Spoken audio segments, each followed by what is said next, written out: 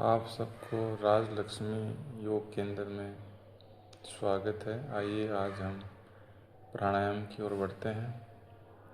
आज हम उज्जयी प्राणायाम की बात करेंगे। थायराइड, पैराथायराइड, टॉन्सिल, गले की तमाम बीमारियां, खांसी का ये रामबाण इलाज है। जब आप शुरुआत में करते हैं तो पहले 2-4 दिन खांसी आना स्वाभाविक है। धीरे धीरे आपकी खांसी दूर होती चली जाएगी। इसी प्राणायाम का नाम है उज्जयी।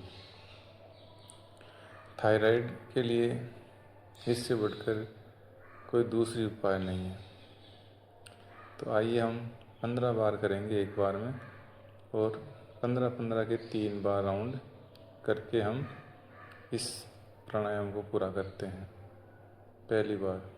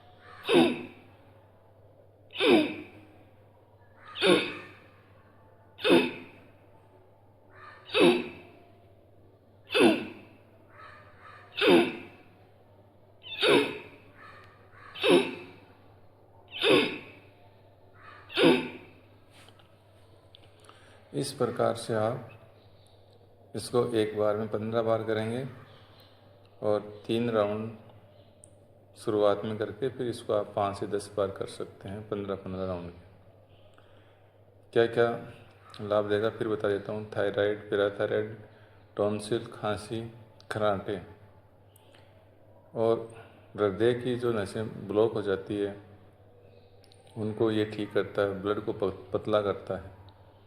तो इस प्रकार से आप कर सकते हैं। धन्यवाद।